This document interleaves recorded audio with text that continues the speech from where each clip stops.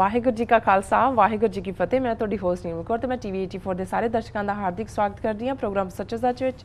ਰੋਜ਼ਾਨਾ ਦੀ ਤਰ੍ਹਾਂ ਤੁਹਾਡੇ ਤੇ ਸਾਡੇ ਹਰਮਨ ਪਿਆਰੇ ਡਾਕਟਰ ਅਮਨਜੀਤ ਸਿੰਘ ਜੀ ਮੇਰੇ ਨਾਲ ਬੈਠੇ ਹੋਏ ਨੇ। ਆਓ ਨਾਲ ਮਿਲ ਕੇ ਪ੍ਰੋਗਰਾਮ ਸ਼ੁਰੂ ਕਰਦੇ ਹਾਂ ਜੀ। ਡਾਕਟਰ ਸਾਹਿਬ welcome to our show. Thank you very much ਜੀ ਡਾਕਟਰ ਸਾਹਿਬ, ਅੱਜ 27 ਅਗਸਤ 2014 11 ਭਾਦੋ ਨਾਨਕਸ਼ਾਹੀ ਸੰਮਤ 546 ਦਾ ਦਿਨ ਹੈ। ਇਸ ਤੋਂ ਪਹਿਲਾਂ ਕਿ ਮੈਂ ਆਪਣੇ ਪ੍ਰੋਗਰਾਮ ਦੀ ਸ਼ੁਰੂਆਤ ਕਰਾਂ, ਸਾਡੇ ਦਰਸ਼ਕਾਂ ਨੂੰ ਆਈਆਂ ਈਮੇਲ ਤੇ ਮੈਸੇਜ ਨਾਲ ਸਾਡੇ ਦਰਸ਼ਕਾਂ ਨੂੰ ਦੱਸੋ ਅੱਜ ਦਾ ਕੋਈ ਅਹਿਮ ਮੁੱਦਾ।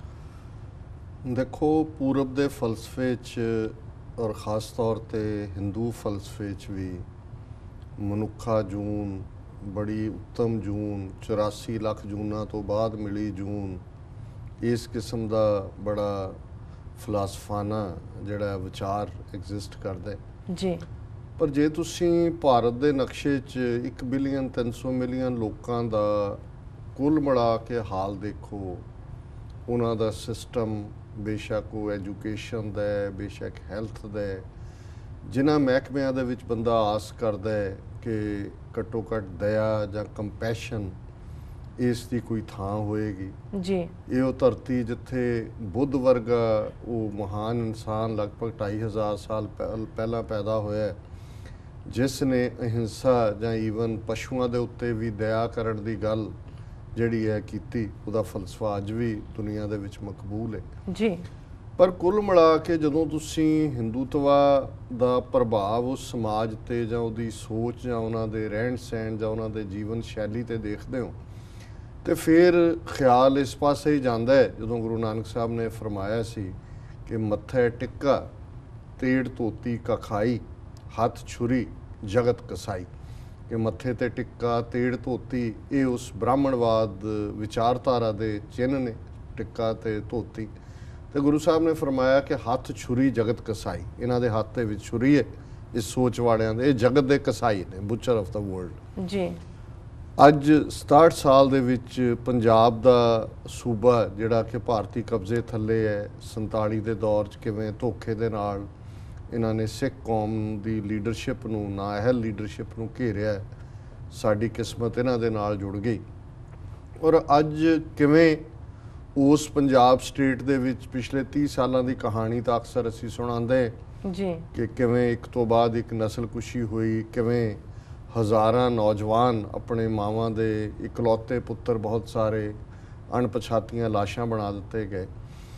ਪਰ ਉਸ ਸਾਰੀ ਜ਼ਿਲਨ 'ਚੋਂ, ਉਸ ਸਾਰੇ ਨਰਕ 'ਚੋਂ ਨਿਕਲ ਕੇ ਜਿਨ੍ਹਾਂ ਨੇ ਬਾਹਰ ਆ ਕੇ ਥੋੜ੍ਹੀ ਬਹੁਤ ਆਜ਼ਾਦੀ ਦੀ ਹਵਾ ਦੇਖੀ, ਇੱਥੋਂ ਦੇ ਸਿਸਟਮ 'ਚ ਆਪਣੀ ਥਾਂ ਬਣਾਈ, ਕਿਵੇਂ ਉਹ ਪੰਜਾਬ ਜਾਂ ਉਹ ਭਾਰਤ ਅੱਜ ਉਹਨਾਂ ਬਾਹਰਲੇ ਉਹਨਾਂ ਸਿਟੀਜ਼ਨਸ ਦੇ ਲਈ ਵੀ ਇੱਕ ਨਰਕ ਦੁਆਰਾ ਹੀ ਨਹੀਂ, ਇੱਕ ਡੈਥ ਟਰੈਪ ਬਣ ਗਿਆ ਜਾਂ ਇੱਕ ਮੌਤ ਦਾ ਕਾਰਨ ਬਣ ਗਿਆ। ਇਹ ਕੇਸ ਅੱਜ ਮੈਂ ਜਿਹੜਾ ਆਪਣੇ ਦਰਸ਼ਕਾਂ ਨਾਲ, ਸਰੋਤਿਆਂ ਨਾਲ ਬੜੇ ਦੁਖੀ ਔਰ ਭਰੇ ਹਿਰਦੇ ਦੇ ਨਾਲ ਡਿਸਕਸ ਕਰਨ ਲੱਗੇ ਜੀ, ਕਿਉਂਕਿ ਜਿਸ ਲਗਭਗ 50 ਸਾਲਾ ਨੌਜਵਾਨ ਦੀ ਗੱਲ ਮੈਂ ਕਰ ਰਿਹਾ, ਉਹਨਾਂ ਦੇ ਨਾਲ ਸਾਡਾ ਨਿੱਜੀ ਸੰਬੰਧ ਵੀ, ਨਿਊਯਾਰਕ 'ਚੋਂ ਰਹੇ ਨੇ ਲੰਬਾ ਵਕਤ ਪ੍ਰਭਜੋਤ ਸਿੰਘ ਜੀ, ਇੱਥੇ ਵੀ ਉਹਨਾਂ ਦਾ ਨਿਊਯਾਰਕ ਦੀ ਸਿੱਖ ਸਿਆਸਤ ਦੇ ਵਿੱਚ, ਧਾਰਮਿਕ ਖਿੱਤੇ ਦੇ ਵਿੱਚ ਵੀ, ਬਾਕੀ ਸਾਰੇ, ਕਿਉਂਕਿ ਸਾਡੇ ਜ਼ਿਲ੍ਹਾ ਗੁਰਦਾਸਪੁਰ, ਅੰਮ੍ਰਿਤਸਰ ਦੇ ਬਹੁਤ ਸਾਰੇ ਵੀਰ ਭੈਣਾਂ ਨਿਊਯਾਰਕ 'ਚ ਨੇ, ਵਾਸ਼ਿੰਗਟਨ 'ਚ ਨੇ, ਇਹਨਾਂ ਦੇ ਵਿੱਚ ਪੰਥਕ ਪਿਆਰ ਹੈ, ਸੇਵਾ ਦਾ ਜਜ਼ਬਾ ਹੈ, ਕੌਮ ਦਾ ਦਰਦ ਰੱਖਦੇ ਨੇ ਜੀ। ਬਹੁਤ ਸਾਰਿਆਂ ਦਾ ਪਿਛੋਕੜ ਉਸ ਧਰਤੀ ਨਾਲ ਸੰਘਰਸ਼ ਦੇ ਦੌਰਾਨ ਦਾ ਜੁੜਿਆ ਹੋਇਆ ਹੈ, ਜਿੱਥੇ ਜਿਨ੍ਹਾਂ ਦੇ ਪਰਿਵਾਰਾਂ ਨੇ ਬਹੁਤ ਸਫ਼ਰ ਕੀਤਾ। ਔਰ ਪ੍ਰਭਜੋਤ ਸਿੰਘ ਦਾ ਪਰਿਵਾਰ ਵੀ ਉਹਨਾਂ 'ਚੋਂ ਹੈ ਜਿਨ੍ਹਾਂ ਨੇ ਇਸ ਸੰਘਰਸ਼ ਦੇ ਦੌਰਾਨ ਸਾਰਚੂਰ ਪਿੰਡ ਇਹਨਾਂ ਦਾ, ਜਿੱਥੇ ਕਿ ਇਹਨਾਂ ਨੇ ਜਿਹੜਾ 84 ਤੋਂ ਬਾਅਦ ਕਿਵੇਂ ਪੁਲਿਸ ਦੀ ਜਿਹੜੀ ਵਧੀਕੀ, ਸੁਰੱਖਿਆ ਦਸਤਿਆਂ ਦੀ, ਇਹ ਸਾਰੀ ਧਰਤੀ 'ਤੇ ਰਹੀ ਜੀ। ਪ੍ਰਭਜੋਤ ਸਿੰਘ ਜਿਸ ਦੇ ਉੱਤੇ ਉੱਥੇ 1988 ਦੇ ਵਿੱਚ ਟਾਡਾ ਦੇ ਥੱਲੇ ਜਿਹੜਾ ਕਾਨੂੰਨ ਬੇਸ਼ੱਕ ਕਹਿਣ ਨੂੰ ਖਤਮ ਕਰ ਦਿੱਤਾ ਗਿਆ, ਪਰ ਅੱਜ ਵੀ ਜਿਹੜੇ ਪੁਰਾਣੇ ਝੂਠੇ ਕੇਸ ਜਿਨ੍ਹਾਂ ਦੇ ਉੱਤੇ ਰਜਿਸਟਰ ਕੀਤੇ ਗਏ ਟੈਰਰਿਸਟ ਐਂਡ ਡਿਸਰਪਟਿਵ ਐਕਟੀਵਿਟੀਜ਼ ਐਕਟ ਦੇ ਥੱਲੇ, ਉਹਨਾਂ ਨੂੰ ਦੁਬਾਰਾ ਖੋਲ੍ਹ ਲੈਂਦੇ ਨੇ। ਜਿਹੜੇ ਉੱਥੋਂ ਆਏ, ਇੱਥੇ ਆ ਕੇ ਉਹਨਾਂ ਨੇ ਅਸਾਈਲਮ ਜਾਂ ਦੂਸਰੇ ਤਰੀਕਿਆਂ ਦੇ ਨਾਲ ਇੱਥੋਂ ਦੀ ਸਿਟੀਜ਼ਨਸ਼ਿਪ ਹਾਸਲ ਕੀਤੀ, ਉਹ ਜਦੋਂ ਵਾਪਸ ਜਾਂਦੇ ਨੇ, ਜਿਹੜੀਆਂ ਬੰਦ ਫਾਈਲਾਂ ਪਈਆਂ ਨੇ ਉਹਨਾਂ ਨੂੰ ਖੋਲ੍ਹ ਲਿਆ ਜਾਂਦਾ ਹੈ। ਕਈਆਂ ਨੂੰ ਪਤਾ ਵੀ ਨਹੀਂ ਹੁੰਦਾ ਵੀ ਸਾਨੂੰ ਪ੍ਰੋਕਲੇਮਡ ਅਫੈਂਡਰ ਬਣਾਇਆ ਹੋਇਆ ਹੈ, PO ਡਿਕਲੇਅਰ ਕੀਤਾ ਹੋਇਆ ਹੈ ਜੀ। ਔਰ ਫਿਰ ਕਿਵੇਂ ਇੱਕ ਤੋਂ ਬਾਅਦ ਇੱਕ ਉਹਨਾਂ ਨੂੰ ਫਿਰ ਨਵੇਂ ਕੇਸਾਂ ਦੇ ਵਿੱਚ ਫਸਾ ਲਿਆ ਜਾਂਦਾ ਹੈ, ਉਲਝਾ ਲਿਆ ਜਾਂਦਾ ਹੈ।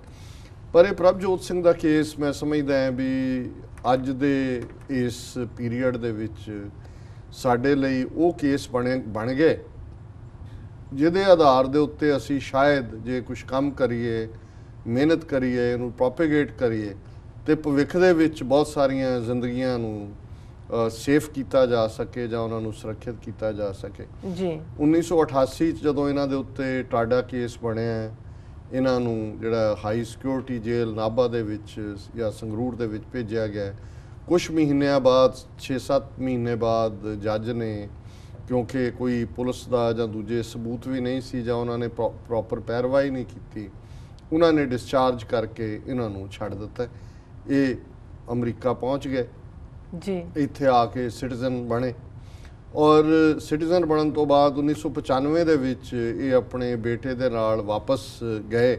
ਉਹਨਾਂ ਨੂੰ ਲੱਗਦਾ ਸੀ ਕਿ ਵੀ ਕੇਸ ਤਾਂ ਖਤਮ ਹੋ ਗਿਆ, ਲੇਕਿਨ ਉਹ ਫਾਈਲ ਕੋਈ ਡੈਡ ਨਹੀਂ ਸੀ ਹੋਈ। ਉਹਨਾਂ ਨੇ ਦੁਬਾਰਾ, ਪੁਲਿਸ ਨੇ ਇਹਨਾਂ ਨੂੰ ਫੜ ਲਿਆ, ਇੱਕ ਹੋਰ ਕੇਸ ਰਜਿਸਟਰ ਕਰ ਲਿਆ।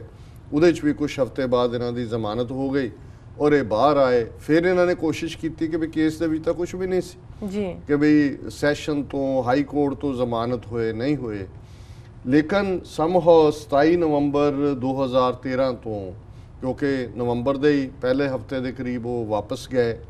ਕਿਹਨਾਂ ਹਾਲਾਤਾਂ 'ਚ ਗਏ, ਕੀ ਕੰਪਲਸ਼ਨ ਸੀ, ਲੇਕਿਨ ਉਹ ਗਏ ਔਰ ਉਸ ਪੀਰੀਅਡ 'ਚ ਉਹਨਾਂ ਨੂੰ ਫੜ ਲਿਆ ਗਿਆ। ਔਰ ਮੈਨੂੰ ਯਾਦ ਹੈ ਮੈਂ ਕੁਦਰਤੀ ਟਰੈਵਲ ਕਰ ਰਿਹਾ ਸੀ ਔਰ ਇੱਕ ਬੜੀ ਵੱਡੀ ਖਬਰ ਲੱਗੀ ਹੋਈ ਸੀ ਕਿ ਜੀ ਬੱਬਰ ਖਾਲਸਾ ਦਾ ਬਹੁਤ ਵੱਡਾ ਇੱਕ ਜਿਹੜਾ ਸੀ ਆਗੂ, ਉਹਨੂੰ ਫੜ ਲਿਆ ਔਰ ਔਰ ਬਾਅਦ 'ਚ ਜਦੋਂ ਅਸੀਂ ਸਾਡੇ ਵੀਰ ਨੇ ਭਾਈ ਨਰਿੰਦਰ ਸਿੰਘ, ਜਿਨ੍ਹਾਂ ਦੇ ਨਾਲ ਸਾਡਾ ਪਿਛਲੇ 25 ਸਾਲ ਦਾ ਹੀ ਲਗਭਗ ਭਰਾਵਾਂ ਵਾਲਾ ਸੰਬੰਧ ਹੈ, ਸੋ ਉਹਨਾਂ ਨਾਲ ਅਸੀਂ ਸੰਪਰਕ ਕੀਤਾ। ਮੈਂ ਟਰੈਵਲ ਕਰ ਰਿਹਾ ਸੀ, ਮੈਂ ਖਬਰ ਦੇਖੀ ਜੀ ਔਰ ਫਿਰ ਇਹ ਪਤਾ ਲੱਗਾ ਕਿ ਵੀ ਕਿਵੇਂ ਉਹ ਜਿਹੜਾ ਉਹ ਪ੍ਰਭਜੋਤ ਸਿੰਘ ਨੇ ਜਿਹੜੇ ਇੱਥੋਂ ਗਏ ਹੋਏ ਔਰ ਕਿਵੇਂ ਪੁਰਾਣੇ ਕੇਸ ਦੇ ਨਾਲ ਜੋੜ ਕੇ ਬੜੀ ਵੱਡੀ ਉਹਨਾਂ ਨੇ ਇਹ ਲੱਭਤ ਦੱਸੀ, ਜਿਵੇਂ ਕਿ ਬਹੁਤ ਵੱਡਾ ਉਹਨਾਂ ਨੇ ਕੋਈ ਕੈਚ ਕੀਤਾ ਹੁੰਦਾ। ਹੁਣ 27 ਨਵੰਬਰ 2013 ਤੋਂ ਹੀ ਉਹ ਗੁਰਦਾਸਪੁਰ ਜੇਲ੍ਹ ਦੇ ਵਿੱਚ ਉਹਨਾਂ ਨੂੰ ਲੌਜ ਕੀਤਾ ਗਿਆ। ਉਹਨਾਂ ਨੇ ਵਕੀਲ ਕੀਤਾ, ਜਿਹੜਾ ਵੀ ਕੇਸ ਦਾ ਜੋ ਰਹਿੰਦ ਖੂੰਹਦ ਸੀ ਔਰ ਜਿਹੜੀਆਂ ਉਹਨਾਂ ਦੇ ਕਲੋਜ਼ ਹਲਕਿਆਂ ਦੀਆਂ ਖਬਰਾਂ ਨੇ, ਉਹਨਾਂ ਮੁਤਾਬਕ ਆਲਮੋਸਟ ਸਾਰੀਆਂ ਗਵਾਹੀਆਂ ਵਗੈਰਾ ਮੁੱਕ ਗਈਆਂ ਸੀ, ਕੁਝ ਵੀ ਨਹੀਂ ਸੀ ਕੇਸ 'ਚ। ਔਰ ਉਹਨਾਂ ਦੀ ਕੁਝ ਹਫ਼ਤਿਆਂ ਦੇ ਵਿੱਚ ਫੈਸਲਾ ਜੱਜ ਨੇ ਦੇ ਕੇ ਉਹਨਾਂ ਦੀ ਰਿਹਾਈ ਸੰਭਵ ਹੋਣੀ ਸੀ। ਇਸੇ ਦੌਰਾਨ 4-5 ਮਹੀਨੇ ਪਹਿਲਾਂ, ਜਦੋਂ ਕਿ ਇਹ ਵੀ ਇੱਕ ਰੂਟੀਨ ਹੈ ਕਿ ਹਾਈ ਕੋਰਟ ਦਾ ਜਿਹੜਾ ਇੱਕ ਜੱਜ ਹੈ ਉਹ ਰੂਟੀਨ ਟੂਰ ਕਰਦਾ ਹੈ ਜੇਲ੍ਹਾਂ ਦਾ, ਲੋਕਲ ਮੈਜਿਸਟ੍ਰੇਟ ਨੂੰ ਨਾਲ ਲੈ ਕੇ। ਸੋ ਉਹ ਆਇਆ, ਉਹਨੇ ਜੇਲ੍ਹ ਦੇ ਵਿੱਚ ਦੇਖਿਆ ਔਰ ਇਹ ਬੜਾ ਹੈਂਡਸਮ ਪ੍ਰਭਜੋਤ ਸਿੰਘ, ਬੜਾ ਖੂਬਸੂਰਤ, ਬੜੇ ਤਿੱਖੇ ਔਰ ਕੜਵੇਂ ਨੈਣ ਨਕਸ਼ ਔਰ ਬੜਾ ਇੱਕ ਚੰਗਾ ਜਿਹੜਾ ਮਿਲਣਸਾਰੀ ਵਾਲਾ। ਤੇ ਉਹਨੇ ਜੱਜ ਦੇ ਵੀ ਨਜ਼ਰ ਪਈ। ਉਹਨੂੰ ਪੁੱਛਿਆ ਕਿ ਬਾਕੀ ਕੈਦੀ ਨੇ ਗੁਰਦਾਸਪੁਰ ਜੇਲ੍ਹ 'ਚ ਲਗਭਗ 1500 ਕੈਦੀ ਨੇ ਜੀ। ਸੋ ਉਹਨਾਂ ਨੇ ਦੇਖਿਆ ਵੀ ਇਹ, ਉਹਨਾਂ ਨੂੰ ਪੁੱਛਿਆ ਵੀ ਤੁਹਾਡਾ ਕੀ ਹੈ। ਉਹਨੇ ਕਿਹਾ ਜੀ ਮੈਂ ਤਾਂ ਅਮਰੀਕਨ ਸਿਟੀਜ਼ਨ ਹੈ, ਇੱਥੇ ਮੇਰੇ ਤੇ ਇੱਦਾਂ ਝੂਠਾ ਕੇਸ ਬਣਾਇਆ ਸੀ, ਹੁਣ ਮੈਂ ਆਇਆ ਤਾਂ ਮੈਨੂੰ ਇਹ। ਤਾਂ ਉਹਨੇ ਰਾਦਰ ਮੌਕੇ ਦੇ ਉੱਤੇ ਉਹਨੂੰ ਕਿਹਾ ਸੈਸ਼ਨ ਜੱਜ ਨੂੰ ਕਿ ਜੀ ਇਹਦੇ ਕੇਸ ਦਾ ਨਿਪਟਾਰਾ ਕਰੋ, ਵੀ ਤੁਸੀਂ ਕਿਉਂ ਖੱਜਲ ਖਰਾਬ ਕਰਦੇ ਹੋ ਬਾਹਰੋਂ ਆਇਆਂ ਨੂੰ ਜੀ। ਸੋ ਇਸ ਪਿਛੋਕੜ ਦੇ ਵਿੱਚ ਜਿਹੜੀ ਘਟਨਾ ਵਾਪਰੀ ਪਿਛਲੇ ਦਿਨਾਂ 'ਚ, ਜਿਹਦੇ 'ਚ ਕਿ ਪ੍ਰਭਜੋਤ ਸਿੰਘ ਇਸ ਦੁਨੀਆ ਤੋਂ ਹੀ ਚਲੇ ਗਏ, ਉਹਦਾ ਵੇਰਵਾ ਇਹ ਹੈ ਕਿ 19 ਅਗਸਤ ਤੋਂ ਪਹਿਲਾਂ 16-17 ਅਗਸਤ ਨੂੰ ਉਹਨਾਂ ਨੇ ਛਾਤੀ ਦੇ ਵਿੱਚ, ਬਾਂਹ ਦੇ ਵਿੱਚ ਦਰਦ ਮਹਿਸੂਸ ਕੀਤੀ। ਜੇਲ੍ਹ ਸੁਪਰਡੈਂਟ ਨੂੰ ਉਹਨਾਂ ਨੇ ਕਿਹਾ ਕਿ ਜੀ ਮੈਂ ਠੀਕ ਨਹੀਂ ਮਹਿਸੂਸ ਕਰਦਾ, ਮੇਰੇ ਦਰਦ ਹੋ ਰਹੀ ਜੀ। ਉੱਥੇ ਜੇਲ੍ਹਾਂ 'ਚ ਕੀ ਹੁੰਦਾ, ਉਹਨੇ ਕਿਹਾ ਹੋਣਾ ਜੇਲ੍ਹ ਡਾਕਟਰ ਨੂੰ ਕਿ ਜੀ ਦੇਖੋ, ਉਹਨੇ ਵੀ ਆ ਗਿਆ ਜਿਹੜਾ ਇਸ ਗੱਲ ਦੇ ਉੱਤੇ ਕੋਈ ਬਹੁਤਾ ਧਿਆਨ ਨਹੀਂ ਦਿੱਤਾ। ਔਰ ਇਹ ਜਦੋਂ ਦੀ ਹਾਲਤ ਵਿਗੜਨ ਲੱਗੀ, ਉਹਨੇ ਆਪਣੇ ਵਕੀਲ ਜਿਹੜੇ ਕਿ ਕਰਨਜੀਤ ਸਿੰਘ ਨੇ, ਉਹਨਾਂ ਤੱਕ ਪਹੁੰਚ ਕੀਤੀ। ਉਹਨਾਂ ਨੇ 19 ਅਗਸਤ ਨੂੰ ਸੈਸ਼ਨ ਜੱਜ ਦੇ, ਕਿਉਂਕਿ ਜਿਹੜੇ ਟਾਡਾ ਕੇਸ ਨੇ ਇਹਨਾਂ ਦੇ ਲਈ ਸਪੈਸ਼ਲ ਡੈਜ਼ਿਗਨੇਟਿਡ ਕੋਰਟ ਹੁੰਦੇ ਨੇ, ਆਮ ਅਦਾਲਤਾਂ 'ਚ ਨਹੀਂ ਸੁਣੇ ਜਾਂਦੇ। ਸੋ ਉਹਨਾਂ ਨੇ ਸੈਸ਼ਨ ਜੱਜ ਦੇ ਜਿੱਥੇ ਕੇਸ ਲੱਗਾ ਸੀ ਉੱਥੇ ਅਰਜ਼ੀ ਪਾਈ ਕਿ ਵੀ ਮੇਰਾ ਕਲਾਇੰਟ ਜਿਹੜਾ ਹੈ ਉਹ ਸੀਰੀਅਸ ਬਿਮਾਰ ਹੈ, ਉਹਨੂੰ ਕੋਈ ਸੀਰੀਅਸ ਤਕਲੀਫ ਹੈ ਔਰ ਉਸ ਨੂੰ ਫੌਰਨ ਹਸਪੀਟਲ ਐਡਮਿਟ ਕੀਤਾ ਜਾਏ। ਹੁਣ 19 ਤਰੀਕ ਨੂੰ ਹੀ ਸੈਸ਼ਨ ਜੱਜ ਨੇ ਜਿਹੜਾ ਇਹ ਆਰਡਰ ਕੀਤਾ ਕਿ ਉਸ ਨੂੰ ਫੌਰਨ ਹਸਪੀਟਲਾਈਜ਼ ਕੀਤਾ ਜਾਏ ਜੀ। 19 ਤਰੀਕ ਲੰਘ ਗਈ, 20 ਤਰੀਕ ਲੰਘ ਗਈ, 21 ਤਰੀਕ ਲੰਘ ਗਈ। ਉਹਨਾਂ ਦੀ ਪਤਨੀ, ਉਹਨਾਂ ਦੇ ਬੱਚੇ, ਪਰਿਵਾਰ ਵਿਲਕਦਾ ਰਿਹਾ, ਉਹ ਅੰਦਰ ਤਕਲੀਫ ਦੇ ਵਿੱਚ ਵਿਲਕਦਾ ਰਿਹਾ। ਲੇਕਿਨ ਸੁਪਰਡੈਂਟ ਜੇਲ੍ਹ ਨੇ ਜਿਹੜਾ ਆਨੇ ਬਹਾਨੇ ਜਿਹੜਾ ਉਸ ਨੂੰ ਨਹੀਂ ਖੜਿਆ, ਉਹਨਾਂ ਨੇ ਦੁਬਾਰਾ ਜੱਜ ਨੂੰ ਪਹੁੰਚ ਕੀਤੀ, ਜਿਹਦੇ ਥੱਲੇ ਜੱਜ ਨੇ ਕਿਹਾ ਵੀ ਤੁਹਾਡੇ ਤੇ ਪਹਿਲਾਂ ਹੀ ਕੰਟੈਂਪਟ ਆਫ ਕੋਰਟ ਕੇਸ ਲੱਗਾ ਹੋਇਆ ਹੈ। ਉਹਨੇ ਸੁਪਰਡੈਂਟ ਨੂੰ ਕਿਹਾ, ਔਰ ਉਹਨਾਂ ਹਾਲਾਤਾਂ 'ਚ ਉਹਨਾਂ ਨੇ ਇਹ ਬਹਾਨਾ ਕੀਤਾ ਕਿ ਜੀ ਇਹ ਇਹਦਾ ਰੈਜ਼ੀਡੈਂਸ ਬਟਾਲੇ 'ਚ ਹੈ, ਬਟਾਲੇ ਦੀ ਪੁਲਿਸ ਨਹੀਂ ਆਈ, ਇਸ ਲਈ ਉਹਨੂੰ ਅਸੀਂ ਪੁਲਿਸ ਦੀ ਕਸਟਡੀ 'ਚ ਭੇਜਣਾ ਸੀ। ਸੋ ਮੁੱਕਦੀ ਗੱਲ ਇਹ 3 ਦਿਨ ਉਹਨਾਂ ਨੇ ਜ਼ਾਇਆ ਕੀਤੇ। 22 ਤਰੀਕ ਨੂੰ ਜਿਹੜੇ ਆ ਉਹ ਗੁਰਦਾਸਪੁਰ ਹਸਪਤਾਲ 'ਚ ਲੈ ਕੇ ਗਏ, ਔਰ ਜਿਹੜੀ ਅੱਜ ਮੇਰੀ ਉੱਥੇ ਡਿਫਰੈਂਟ ਜਿਹੜੇ ਇਸ ਕੇਸ ਨਾਲ ਸੰਬੰਧਿਤ ਲੋਕ ਨੇ ਉਹਨਾਂ ਨਾਲ ਗੱਲਬਾਤ ਹੋਈ, ਉਹਨਾਂ ਨੇ ਦੱਸਿਆ ਕਿ 2 ਮੀਲ ਤੱਕ ਉਹਨੂੰ ਤੋੜ ਕੇ ਲਿਜਾਇਆ ਗਿਆ ਹਸਪਤਾਲ 'ਚ, ਪੁਲਿਸ ਦੀ ਗਾਰ 'ਚ ਹੱਥਕੜੀ ਲੱਗੀ ਹੋਈ ਹੈ। ਔਰ ਹੁਣ ਇਹ ਜਿਹੜੇ ਹਾਰਟ ਕੇਸਿਸ ਹੁੰਦੇ ਨੇ, ਹਾਰਟ ਅਟੈਕਸ, ਕਾਰਡੀਅਕ ਅਰੈਸਟ ਜਾਂ ਇਹਨਾਂ ਰਿਲੇਟਡ, ਇਹਦੀ ਤਾਂ ਪਹਿਲੀ ਹਦਾਇਤ ਇਹ ਹੁੰਦੀ ਹੈ ਕਿ ਇਮੀਡੀਏਟਲੀ ਲਾਈ ਔਨ ਦਾ ਬੈੱਡ ਜੀ। ਔਰ 2 ਮੀਲ ਉਹਨੂੰ ਤੋੜ ਕੇ ਲਿਜਾਇਆ ਗਿਆ। ਹੁਣ ਇੱਕ ਤਾਂ ਇਹ ਕੈਲਸ ਔਰ ਮਾਰਨ ਵਾਲੇ ਲਈ ਜਿਹੜਾ ਮਾਰਨ ਵਾਲਾ ਵਰਤਾਰਾ ਜੇਲ੍ਹ ਅਧਿਕਾਰੀਆਂ ਦਾ। ਹੁਣ ਤੁਸੀਂ ਹਸਪਤਾਲ ਵਾਲਿਆਂ ਦਾ ਹਾਲ ਦੇਖੋ, ਉਹਨਾਂ ਨੇ ਜਾਂਦਿਆਂ ਹੀ ਦੇਖ ਕੇ, ਕਿਉਂਕਿ ਉੱਥੇ ਇੱਕ ਹੈ ਵੀ ਕੋਈ ਆਪਣੇ ਸਿਰ ਜ਼ਿੰਮੇਵਾਰੀ ਨਹੀਂ ਲੈਣਾ ਚਾਹੁੰਦਾ, ਉਹਨੂੰ ਲੱਗਦਾ ਵੀ ਤਨਖਾਹਾਂ ਲੈ ਰਹੇ ਨੇ। ਦੂਜਾ ਉਹਨਾਂ ਨੇ ਕਿਹਾ ਜੀ ਇਹ ਬਹੁਤ ਜਿਹੜਾ ਸੀਰੀਅਸ ਹੈ ਔਰ ਇਹਨੂੰ ਜਿਹੜਾ ਤੁਸੀਂ ਅੰਮ੍ਰਿਤਸਰ ਲੈ ਜਾਓ ਜੀ, ਬਿਨਾਂ ਕੋਈ ਟ੍ਰੀਟਮੈਂਟ ਦਿੱਤੇ ਆ। ਹੁਣ ਜੇ ਉੱਥੇ ਵੀ ਤੁਸੀਂ EKG ਦੂਸਰਾ ਕਰਦੇ ਹੋ ਅੱਜ ਕੱਲ੍ਹ, ਕਿਉਂਕਿ ਜੇ ਹਾਰਟ ਅਟੈਕ ਹੋਇਆ ਹੈ, ਦਿਮਾਗ ਦੀ ਕੀ ਸਿਚੁਏਸ਼ਨ ਹੈ, ਹਾਰਟ ਦੀ ਕੀ ਸਿਚੁਏਸ਼ਨ ਹੈ, ਔਰ ਅੱਜ ਕੱਲ੍ਹ ਜੇ ਈਵਨ ਹੈਮਰੇਜ ਵਰਗੀ ਵੀ ਕੋਈ ਬਿਮਾਰੀ ਹੁੰਦੀ ਹੈ, ਉਹਨੂੰ ਵੀ ਕਿ ਜੇ ਕਲੌਟ ਬਣਿਆ ਉਹਨੂੰ ਡਿਜ਼ੋਲਵ ਕਰਨ ਦੇ ਲਈ ਟ੍ਰੀਟਮੈਂਟ ਹੈ, ਇੰਜੈਕਸ਼ਨਸ ਨੇ। ਜੇ ਤੁਸੀਂ ਉਹਨੂੰ ਰੈਫਰ ਵੀ ਕਰਨਾ ਹੈ, ਉਹਨੂੰ ਤੁਸੀਂ ਪ੍ਰੋਪਰ ਜਿਹੜਾ ਕਰਕੇ ਆਪਣੀ ਐਂਬੂਲੈਂਸ ਦੇ ਵਿੱਚ ਪ੍ਰੋਪਰ, ਜਿਹਦੇ ਵਿੱਚ ਆਕਸੀਜਨ ਲੱਗੀ ਹੈ, ਗਲੂਕੋਜ਼ ਲੱਗਿਆ, ਲੇਕਿਨ ਕੋਈ ਐਸਾ ਪ੍ਰਬੰਧ ਨਹੀਂ ਕੀਤਾ ਗਿਆ। ਉੱਥੋਂ ਪੁਲਿਸ ਦੀ ਗਾਰਡ ਨੇ ਉਹਨਾਂ ਨੂੰ ਚੁੱਕਿਆ ਤੇ ਲੈ ਕੇ ਅੰਮ੍ਰਿਤਸਰ ਨੂੰ ਤੁਰ ਪਏ। ਹੁਣ ਅੰਮ੍ਰਿਤਸਰ ਗੁਰੂ ਨਾਨਕ ਹਸਪੀਟਲ 'ਚ ਆਏ, ਉਦੋਂ ਤੱਕ ਆਉਂਦਿਆਂ ਉਹਨਾਂ ਨੂੰ ਰਾਹ ਦੇ ਵਿੱਚ ਜਿਹੜਾ ਹੈ ਉਹ ਸਟ੍ਰੋਕ ਹੋ ਗਿਆ ਜੀ, ਔਰ ਉਹਨਾਂ ਦਾ ਇੱਕ ਪਾਸਾ ਜਿਹੜਾ ਉਹ ਪੈਰਾਲਾਈਜ਼ ਹੋ ਗਿਆ। ਉਹਨਾਂ ਨੇ ਵੀ ਜਾ ਕੇ ਦੇਖਿਆ, ਉਹਨਾਂ ਨੇ ਵੀ ਕੋਈ ਟ੍ਰੀਟਮੈਂਟ ਨਹੀਂ, ਗੰਦਗੀ ਦਾ ਭਰਿਆ ਹੋਇਆ ਉਹ ਸਾਰਾ ਟਿਕਾਣਾ। ਉਹਨਾਂ ਨੇ ਵੀ ਕਿਹਾ ਜੀ ਨਹੀਂ ਨਹੀਂ ਇਹਨਾਂ ਨੂੰ PGI ਲੈ ਜਾਓ। ਹੁਣ PGI ਚੰਡੀਗੜ੍ਹ ਉਹ ਬਿਲਕੁਲ ਅੱਧ ਬੇਹੋਸ਼ੀ 'ਚ ਪਿਆ, ਪੈਰਾਲਾਈਜ਼ਡ ਹੈ। ਉਹਨਾਂ ਦੇ ਵੈਲ ਵਿਸ਼ਰ ਫਰੈਂਡ ਇੱਕ ਸੀਐਟਲ ਤੋਂ ਗਏ ਹੋਏ ਨੇ, ਇੱਕ ਹੋਰ ਸਿਵਲ ਇੰਜੀਨੀਅਰ ਜਿਨ੍ਹਾਂ ਦੇ ਨਾਲ ਮੇਰੀ ਗੱਲ ਹੋਈ, ਉਹ ਵੀ ਉੱਥੇ ਪਹੁੰਚ ਗਏ। ਉਹਨਾਂ ਨੇ ਦੇਖ ਕੇ ਕਿਹਾ, ਪਰਸਨਲ ਕੋਈ ਡਾਕਟਰ ਨਾਲ ਲੱਭਿਆ, ਉਹਨਾਂ ਨੇ ਕਿਹਾ ਜੀ ਤੁਸੀਂ ਕਿੱਥੇ ਭੇਜੋਗੇ ਇਹਨੂੰ, ਫੋਰਟਿਸ ਹਸਪੀਟਲ ਜਾਂ ਦੂਜੇ ਰੈਫਰ? ਉਹਨਾਂ ਨੇ ਕਿਹਾ ਨਾ ਨਾ ਜੀ ਸਾਡੇ ਜੇਲ੍ਹ ਦੇ ਕਾਨੂੰਨ ਨੇ, ਅਸੀਂ ਸਰਕਾਰੀ ਹਸਪਤਾਲ 'ਚ ਹੀ ਰੈਫਰ ਕਰ ਸਕਦੇ ਹਾਂ, PGI 'ਚ ਜੀ। ਸੋ ਜਦੋਂ ਤੱਕ ਉਹਨਾਂ ਨੂੰ PGI ਨੂੰ ਲੈ ਕੇ ਤੁਰ ਪਏ, ਉੱਥੋਂ ਪੈਕ ਕੀਤਾ। ਫਿਰ ਉਹਨਾਂ ਨੇ ਵਕੀਲ ਨੇ ਦੁਬਾਰਾ ਸੈਸ਼ਨ ਜੱਜ ਦੇ ਲਾਇਆ ਕਿ ਜੀ ਆਹ ਤੁਸੀਂ ਕਰ ਰਹੇ ਹੋ, ਇਹ ਕੀ ਹੋ ਰਿਹਾ ਹੈ? ਉਹਨੇ ਕਿਹਾ ਜੀ ਫੋਰਟਿਸ ਤੁਸੀਂ ਕਰ ਦਿਓ ਸ਼ਿਫਟ। ਜਦੋਂ ਤੱਕ ਉਹਨਾਂ ਨੂੰ ਪਹੁੰਚ ਕੀਤੀ ਅੰਮ੍ਰਿਤਸਰ ਤੋਂ 10-15 ਕਿਲੋਮੀਟਰ ਬਾਹਰ ਆ ਗਏ ਸੀ ਗੱਡੀ ਲੈ ਕੇ, ਔਰ ਉਹਨਾਂ ਨੇ ਕਿਹਾ ਜੀ ਹੁਣ ਫੋਰਟਿਸ ਲੈ ਜਾਂਦੇ। ਫੋਰਟਿਸ ਜਦੋਂ ਤੱਕ ਗਏ ਉਦੋਂ ਤੱਕ ਉਹਨਾਂ ਦਾ ਹਾਲ ਬਹੁਤ ਮਾੜਾ ਹੋ ਚੁੱਕਾ ਸੀ। ਉਹਨਾਂ ਦੇ ਵੀ ਇਕੱਠੇ ਹੋਏ ਸਰਜਨ, ਨਿਊਰੋ ਸਰਜਨ, ਕੀ ਹੋਣਾ ਕੀ ਨਹੀਂ। ਜਦੋਂ ਤੱਕ ਉਹਨਾਂ ਨੇ ਕੋਈ ਟ੍ਰੀਟਮੈਂਟ ਸ਼ੁਰੂ ਕਰਨੀ ਸੀ, ਉਦੋਂ ਤੱਕ ਪ੍ਰਭਜੋਤ ਸਿੰਘ ਜਿਹੜੇ ਨੇ ਇਸ ਜਹਾਨ ਤੋਂ ਕੂਚ ਕਰ ਗਏ। ਇੱਕ ਭਲਾ ਚੰਗਾ ਬੰਦਾ, 6 ਭੈਣਾਂ ਦਾ ਇੱਕੋ ਇੱਕ ਭਰਾ, 4 ਬੱਚਿਆਂ ਦਾ ਪਿਤਾ, ਇੱਕ ਆਨਰੇਬਲ US ਸਿਟੀਜ਼ਨ, ਇਸ ਤਰ੍ਹਾਂ ਜੇਲ੍ਹ ਅਧਿਕਾਰੀਆਂ ਦੀ ਕੈਲਸਨੈਸ ਔਰ ਜਿਹੜਾ ਮੈਡੀਕਲ ਡਿਪਾਰਟਮੈਂਟ ਦੇ ਜਿਹੜੇ ਹਸਪਤਾਲ ਔਰ ਉਹਨਾਂ ਦੀ ਇਸ ਬੇਰਹਿਮੀ ਦਾ ਸ਼ਿਕਾਰ ਹੋ ਕੇ ਜਿਹੜਾ ਉਹ ਇਸ ਦੁਨੀਆ ਤੋਂ ਗਿਆ।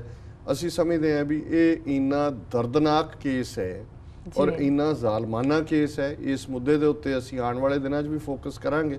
ਅਸੀਂ ਇਹਨੂੰ ਹਿਊਮਨ ਰਾਈਟਸ ਲੈਵਲ ਤੇ, ਇੰਟਰਨੈਸ਼ਨਲ ਲੈਵਲ ਤੇ, ਪੰਜਾਬ ਦੇ ਵਿੱਚ ਵੀ ਪੋਲੀਟੀਕਲ ਲੈਵਲ ਤੇ। ਔਰ ਜਿਉਂ ਹੀ ਪ੍ਰਭਜੋਤ ਸਿੰਘ ਦੀ ਮੌਤ ਦੀ ਖਬਰ ਆਈ, 1500 ਦੇ ਕਰੀਬ ਜਿਹੜੇ ਗੁਰਦਾਸਪੁਰ ਜੇਲ੍ਹ ਦੇ ਕੈਦੀ ਸੀ ਜਿਨ੍ਹਾਂ ਨੇ ਇਹ ਦੇਖਿਆ, ਔਰ ਉਸ ਤੋਂ ਪਹਿਲਾਂ ਵੀ ਇਸ ਕਿਸਮ ਦੇ ਵਾਕਿਆ ਹੋਏ ਹੋਣਗੇ, ਉਹਨਾਂ ਨੇ ਫੌਰਨ ਭੁੱਖ ਹੜਤਾਲ ਕੀਤੀ, ਉਹਨਾਂ ਨੇ ਖਾਣਾ ਪੀਣਾ ਛੱਡ ਦਿੱਤਾ। ਔਰ ਹੁਣ ਖਬਰਾਂ ਇਹ ਨੇ ਕਿ ਉਹਨਾਂ ਦੇ ਉੱਤੇ ਇਹ ਦਬਾਅ ਪਾਇਆ ਜਾ ਰਿਹਾ ਕੈਦ। ਉਹਨਾਂ ਨੇ ਕਿਹਾ ਜੀ ਅਸੀਂ ਕਿਤੇ ਵੀ ਗਵਾਹੀ ਦੇਣ ਨੂੰ ਤਿਆਰ ਹਾਂ, ਅਸੀਂ ਇਹ ਜਿਹੜਾ ਹੋ ਰਿਹਾ ਇਹ ਕੱਲ੍ਹ ਨੂੰ ਸਾਡਾ ਵੀ ਇਹੀ ਅਸਰ ਹੋਣਾ ਵੀ ਇਹ ਜ਼ਾਲਮ ਇਹ ਉੱਚੀਆਂ ਕੰਧਾਂ ਕੀਤੀਆਂ ਹੋਈਆਂ ਨੇ, ਸਾਡੀ ਰੋਣ ਧੋਣ ਬਿਮਾਰੀ, ਸਾਡੀ ਆਵਾਜ਼ ਕੋਈ ਬਾਹਰ ਨਹੀਂ ਪਹੁੰਚ ਰਹੀ, ਪਰ ਅਸੀਂ ਇਹ ਫੈਸਲਾ ਕੀਤਾ ਹੈ ਕਿ ਇਹਨਾਂ ਬੇਆਵਾਜ਼ਿਆਂ ਨੂੰ ਅਸੀਂ ਆਵਾਜ਼ ਦੇਵਾਂਗੇ ਜੀ। ਇਸ ਕੇਸ ਸੰਬੰਧੀ ਅੱਜ TV 84 ਨਿਊਜ਼ ਦੇ ਉੱਤੇ ਵੀ ਜਿਹੜੇ ਉਹਨਾਂ ਦੇ ਚੰਗੇ ਮਿੱਤਰ ਔਰ ਇਸ ਸਾਰੇ ਵੇਲੇ ਵੀ ਉਹ ਇੱਕ ਚਸ਼ਮਦੀਦ ਗਵਾਹ ਵੀ ਨੇ, ਸੁਖਜਿੰਦਰ ਸਿੰਘ, ਉਹਨਾਂ ਦੇ ਨਾਲ ਗੱਲਬਾਤ ਹੋਏਗੀ। ਆਉਣ ਵਾਲੇ ਦਿਨਾਂ 'ਚ ਅਸੀਂ ਉਹਨਾਂ ਦੇ ਅਟਰਨੀ ਨਾਲ ਔਰ ਹੋਰ ਵੀ ਪੋਲੀਟੀਕਲ ਐਕਟਿਵਿਸਟ ਦੇ ਨਾਲ ਗੱਲਬਾਤ ਕਰਾਂਗੇ। ਸੋ ਕੁੱਲ ਮਿਲਾ ਕੇ ਇਹ ਕਹਾਣੀ, ਹਾਲਾਂਕਿ ਜੇਲ੍ਹ ਸੁਪਰਡੈਂਟ ਨੇ ਜਦੋਂ ਹੁਣ ਇੱਕ ਮੀਡੀਆ ਨੇ ਉੱਥੇ ਜ਼ਰੂਰ ਇਸ ਸਟੋਰੀ ਨੂੰ ਚੁੱਕਿਆ, ਇੰਗਲਿਸ਼ ਟ੍ਰਿਬਿਊਨ ਦੀ ਕਵਰੇਜ ਸੀ, ਪਤਾ ਲੱਗਿਆ ZTV ਹੋਰ ਵੀ ਇਲੈਕਟ੍ਰੋਨਿਕ ਔਰ ਪ੍ਰਿੰਟ ਮੀਡੀਆ ਨੇ ਚੁੱਕਿਆ ਤਾਂ ਉਹਨੇ ਕੁਇਕਲੀ ਕਿਹਾ ਜੀ ਅਸੀਂ ਡੀਸੀ ਨੂੰ ਜਿਹੜਾ ਜ਼ਿਲ੍ਹਾ ਮੈਜਿਸਟ੍ਰੇਟ ਵੀ ਹੁੰਦਾ ਹੈ ਉਹਨੂੰ ਅਸੀਂ ਕਿਹਾ ਜੀ ਦੀ ਇਨਕੁਆਇਰੀ ਕਰੋ ਔਰ ਦੂਸਰਾ ਕਰੋ, ਕੁਛ ਨਹੀਂ ਹੋਣਾ।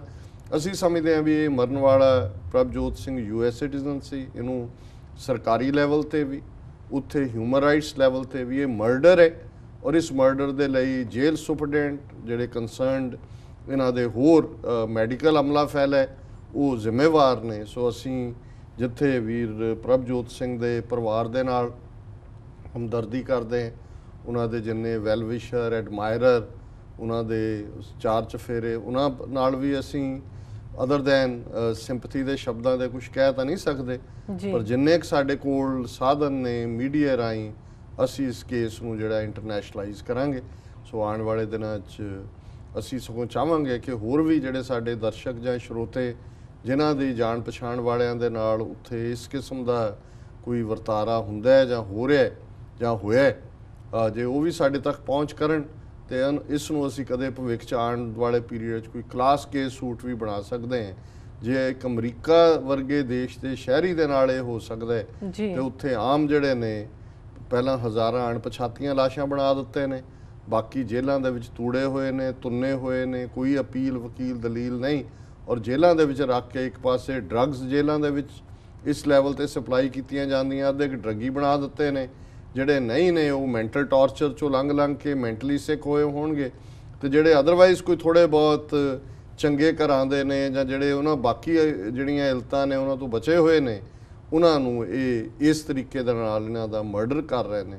ਸੋ ਇਹ ਮਰਡਰ ਹੈ ਔਰ ਇਸ ਦੇ ਲਈ ਜਿਹੜੇ ਗੁਨਾਹਗਾਰ ਨੇ ਉਹਨਾਂ ਨੂੰ ਜ਼ਰੂਰ ਸਜ਼ਾ ਯਾਫਤਾ ਕੀਤਾ ਜਾਣਾ ਚਾਹੀਦਾ ਔਰ ਇਹਦੇ ਲਈ ਯਤਨ ਕਰਨ ਦੀ ਲੋੜ ਹੈ। ਜੀ ਬਿਲਕੁਲ ਡਾਕਟਰ ਸਾਹਿਬ, ਇਸ ਤਰ੍ਹਾਂ ਲੈਣੇ ਬ੍ਰੇਕ।